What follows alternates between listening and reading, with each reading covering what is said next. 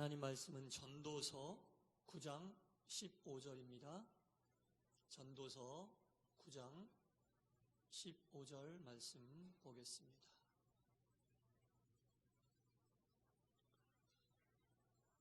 한 목소리로 하나님 말씀을 같이 읽겠습니다. 시작. 그 성읍 가운데에 가난한 지혜자가 있어서 그의 지혜로 그 성읍을 건진 그것이라. 그러나 그 가난한 자를 기억하는 사람이 없었도다. 아멘. 주님의 평화와 은총이 이 자리에 있는 여러분 모두에게 충만히 임하시기를 주님의 이름으로 축원합니다. 아멘.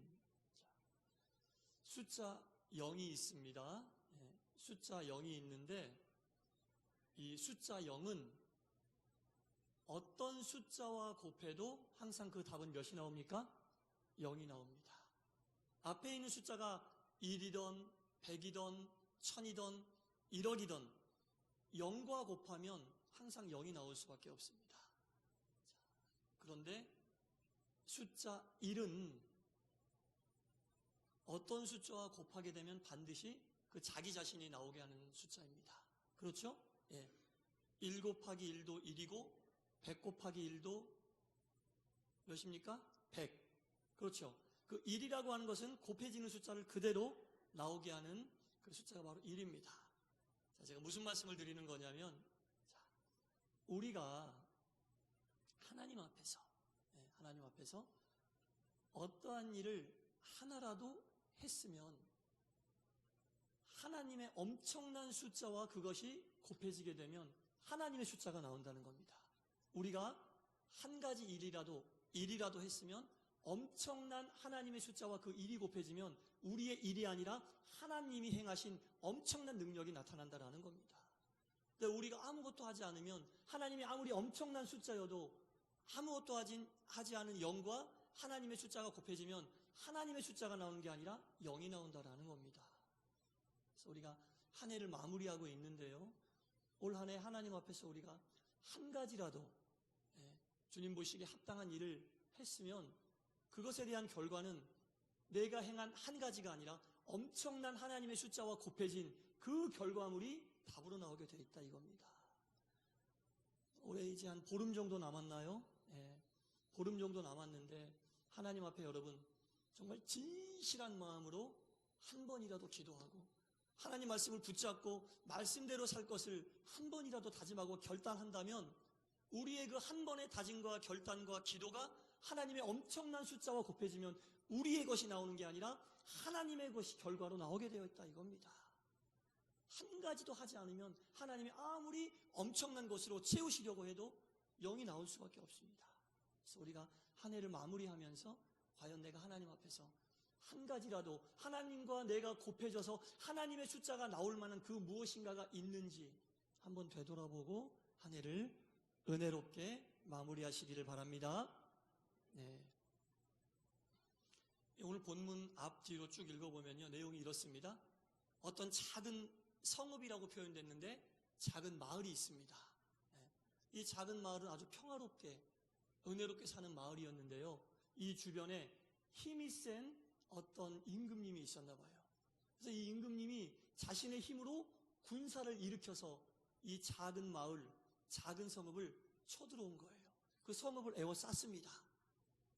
당장이라도 성문을 부수고 들어가서 초토화시킬 수 있을 정도로 위협을 가하고 있습니다. 이 성 안에 있는 사람들이 이 엄청난 힘을 가진 그 임금님의 군사를 이길 수 있겠습니까? 절대로 이길 수 없죠. 이 싸움은 보나마나한 싸움입니다. 군사력에서 상대가 안 됩니다. 근데 오늘 본문을 보니까 성 안에 있는 사람들이 이겼다라고 나옵니다. 성 안에 있는 사람들이 이겼대요. 엄청난 군사력의 차이에도 불구하고 성 안에 있는 사람들이 이겼다라고 나옵니다. 오늘 본문 15절입니다. 그 성읍 가운데 가난한 지혜자가 있어서 그의 지혜로 그 성읍을 건진 그것이라. 이 성읍 안에는 한 가난한 지혜자가 있어서 성 밖에 성을 공격하려고 에워싼 엄청난 군대의 그 임금님의 세력을 이겼다라는 겁니다, 여러분. 군사력으로 싸워서 이긴 게 아니고 막강한 무기를 가지고 이긴 게 아니고 성읍 안에 있었던 한 가난한 지혜자로 인하여 이겼다라는 겁니다. 지혜로 힘을 이겼다는 거예요, 여러분. 지혜로 힘을 이겼다. 군사의 숫자가 아니라 무기의 세기가 아니라 지혜로 그 군사를 이겼다라는 겁니다. 여러분, 지혜가 이처럼 위대한 겁니다. 지혜가 이렇게 엄청난 힘을 가지고 있는 겁니다. 오늘은 이 지혜가 어떤 지혜인지 살펴보면서 은혜를 나누도록 하겠습니다. 오늘 본문 다음 절인 16절에 이렇게 나옵니다. 그러므로 내가 이르기를 지혜가 힘보다 낫다라고 나옵니다. 지혜가 힘보다 낫다라는 겁니다. 지혜로 큰 임금의 군대를 이겼다라는 겁니다.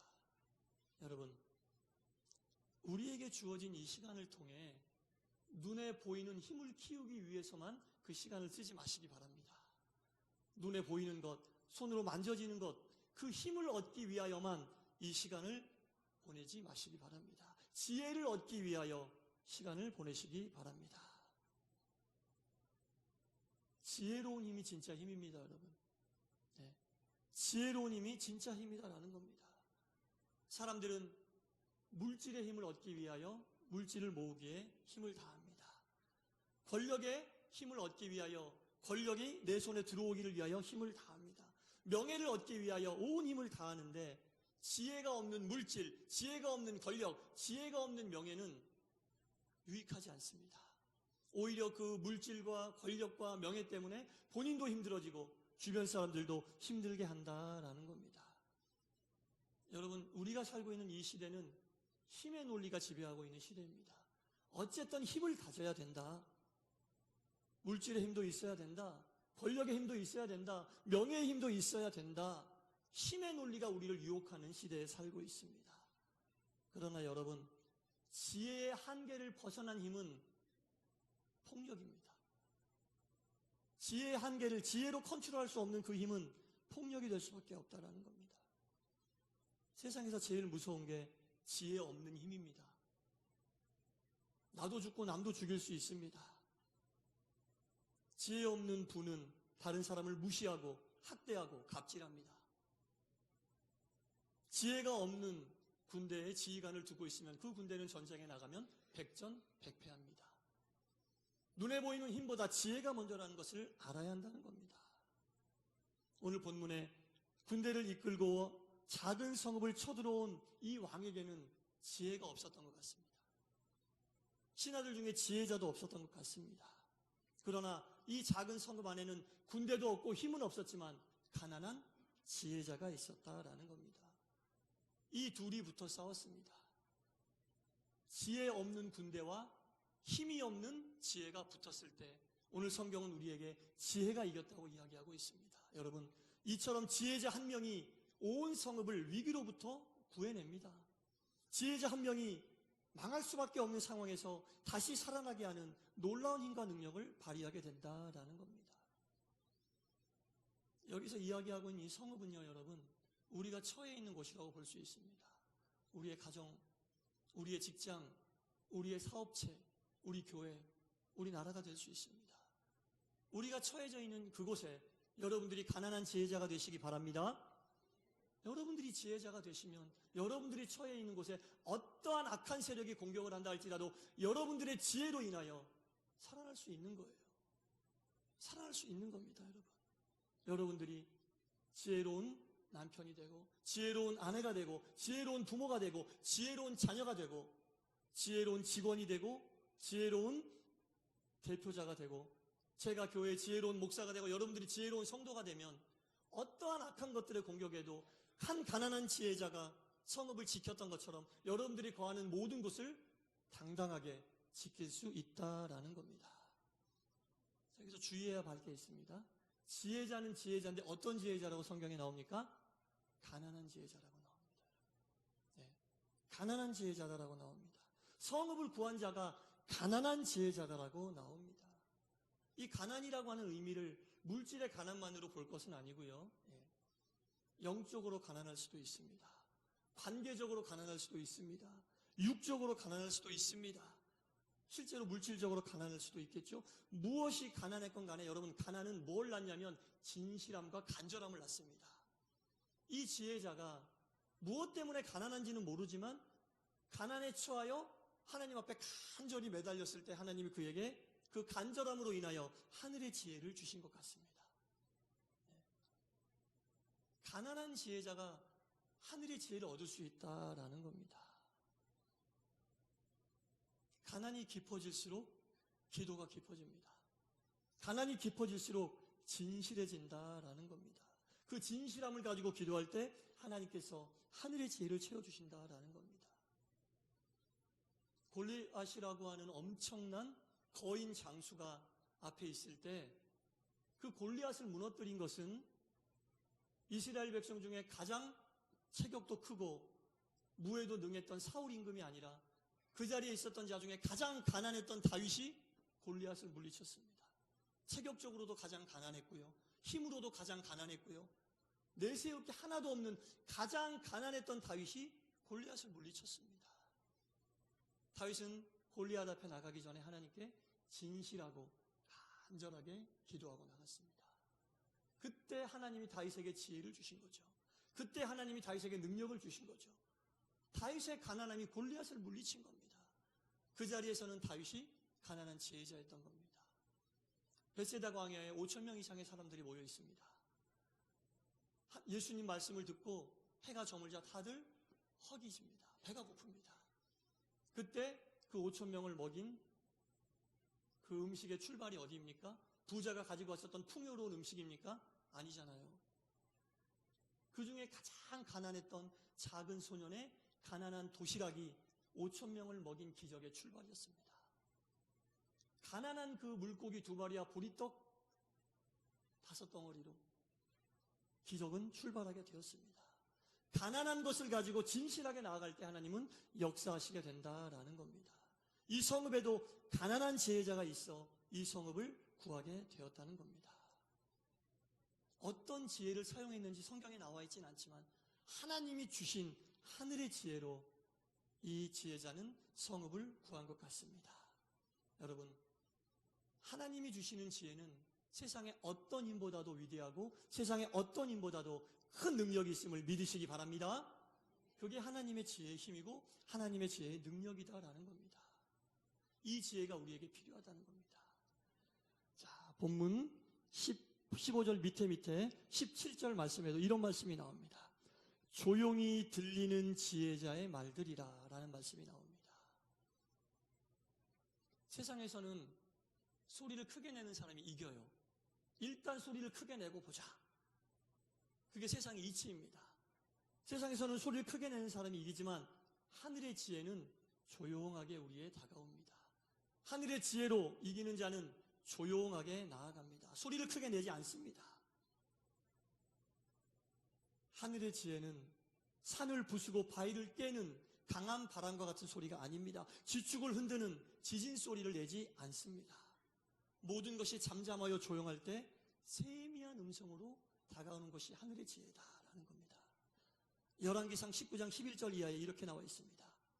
여호와께서 이르시되 너는 나가서 여호와 앞에서 산에 서라 하시더니 여호와께서 지나가시는데 여호와 앞에 크고 강한 바람이 산을 가르고 바위를 부수나 바람 가운데서 여호와께서 계시지 아니하며 바람 후에 지진이 있으나 지진 가운데서도 여호와께서 계시지 아니하며 또 지진 후에 큰 불이나 불 가운데도 여호와께서 계시지 아니하나니 불 후에 세미한 음성이 들린지라.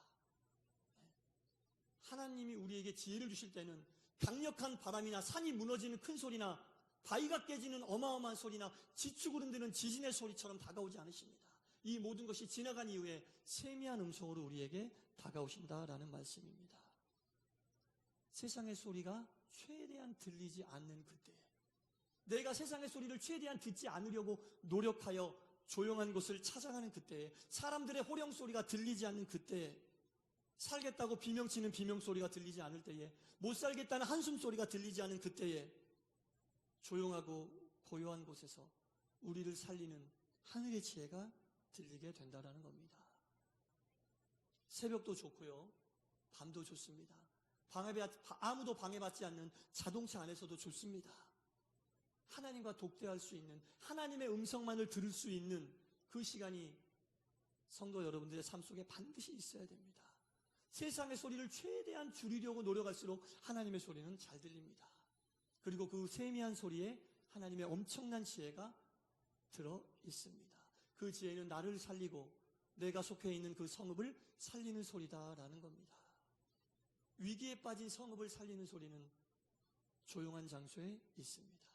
세상 소리에 파묻히지 않고 세상 소리 때문에 들리지 않는 그곳이 아니라 하나님의 음성을 들을 수밖에 없는 그곳에 하나님의 지혜의 소리가 있다라는 겁니다.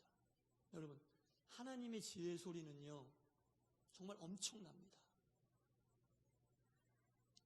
우리가 눈앞의 위기 때문에 전전긍긍하고 있을 때 하나님의 지혜의 소리를 들으면 눈앞의 위기보다 정말 큰 위기가 무엇인지 깨닫게 해주십니다. 우리가 눈앞의 위기에 한달하고 있을 때, 눈앞의 위기 때문에 막 좌불안석하고 어찌할지 모르고 있을 때 하나님의 지혜가 임하면 네가 겪고 있는 눈앞의 위기보다 더 큰 위기가 무엇인지 깨닫게 해주십니다. 정말 더 크고 중요한 것을 바라보게 하는 것이 하늘의 지혜다라는 겁니다. 문제 때문에 내가 어찌할 줄 모를 때 그 문제를 보는 게 아니라 문제 앞에 서 있는 나를 되돌아보게 하는 지혜입니다. 내 영의 상태가 어떤지, 내가 하나님을 어떻게 섬기고 있는지 나를 먼저 돌아보게 하는 것이 하늘의 지혜다라는 겁니다. 여러분, 하늘의 지혜는 문제를 해결하는 지혜가 아니라 더 큰 것이 무엇인지 보게 하시고 문제를 대하고 있는 나를 되돌아보게 하는 게 하늘의 지혜다라는 겁니다. 문제 앞에 서 있는 내가 영적으로 어떤지, 육적으로 어떤지 되돌아봐야 하는 겁니다. 근데 문제가 너무 크면 그것을 못 봐요. 근데 하늘의 지혜가 임하면 그것을 본다라는 겁니다. 우리 예수님이요, 공생애를 시작하시기 전에 가장 먼저 간 곳이 어디입니까? 광야입니다. 아무 소리도 들리지 않는 하나님의 음성만을 들을 수 있는 광야로 가셔서 40일간 금식하셨습니다. 그때 하나님을 만났습니다. 그때 하나님의 음성을 들었습니다. 세미하게 들려주시는, 세상의 소리가 안 들리니까 아무리 세미하게 들려도 하나님의 음성을 들을 수 있었던 거예요. 공생애 기간 동안 예수님이 베푸셨던 많은 은혜와 많은 기사와 이적은 하나님께서 주신 하늘의 지혜로 행하신 겁니다. 사도 바울도 다메섹 도상에서 고꾸라지고 예수님을 만난 이후에 바로 복음을 들고 거리로 나가지 않았습니다. 아무도 없는 아라비아 광야로 가서, 아라비아 사막으로 가서 3년간 하나님의 음성 듣기에 힘쓰고 애쓰는 시간이 있었고 바로 그곳에 지혜가 있었던 겁니다.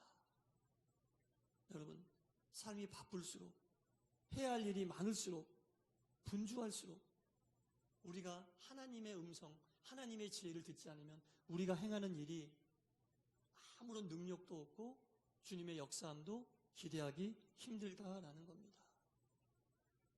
정말 너무나 바빠서 체력적으로 가난하고, 살기 힘들어서 물질적으로 가난하고, 관계가 퍽퍽해서 관계적으로 가난하고, 여러 가지가 우리를 가난하게 하지만 그 가난한 것이 우리를 진실하게 하고 그 가난한 것이 하나님께 더욱 매달리게 한다는 것을 반드시 기억하시고, 가난할수록 더욱더 주님 앞에 진실하게 매달리시고 더욱더 주님 앞에, 하나님 앞에 나아갈 시간, 나아갈 장소를 찾아 주님의 세미한 음성을 듣는 게 너무너무 중요합니다. 주님의 지혜는, 하늘의 지혜는 조용한 가운데 우리에게 임한다라는 겁니다. 예, 또 한 절 더 볼게요. 18절 말씀해 보니까 지혜가 무기보다 낫다라고 나옵니다. 여러분, 우리에게 주어진 시간을 세상 살아가는 데 필요한 무기를 모으는 시간으로 쓰지 마세요. 세상은 우리에게 세상 살아가는 데 필요한 무기를 모으라고 자꾸 이야기합니다. 물질의 무기를 모아라, 권력의 무기를 모아라, 명예의 무기를 모아라, 젊은이들에게는 스펙의 무기를 모아라. 그래야 산다. 그것을 위하여 너의 재능도 쓰고 너의 시간도 써야 한다. 모든 에너지를 다 쓰게 만듭니다. 하지만 거기에 시간을 다 쓰면 안 됩니다, 여러분. 거기에 모든 것을 다 투자하면 안 됩니다, 여러분. 하나님께서 우리에게 주신 그 시간은 세상 살아가는 데 필요한 무기만을 모으는 데 쓰라고 주신 시간이 아닙니다. 하늘의 지혜를 얻는 데 사용하라고 주신 시간입니다. 세상 사는데 필요한 여러 가지 지혜가 있어도 그 지혜의 근본을 모르면 그 지혜는 우리에게 유익이 되지 않습니다. 우리가 너무나 잘 알고 있는 잠언 9장 10절에 뭐라고 나옵니까? 여호와를 경외하는 것이 지혜의 근본이다. 여호와를 경외하는 것이 어떠한 세상 살아가는데 필요한 무기를 많이 가지고 있는 것보다 훨씬 더 큰 지혜다라는 겁니다. 여호와를 경외하는 지혜가 있어야만 우리에게 있는 그 많은 무기들이 빛을 발할 수 있다라는 겁니다. 거룩한 자를 아는 것이 명철이다. 밝은 지혜다라는 거죠, 명철. 거룩한 분을 아는 것이 명철이다라는 겁니다. 작은 성읍은 창으로 구하지 않았습니다. 엄청난 무기로 구하지 않았습니다. 지혜로 구하게 됐습니다.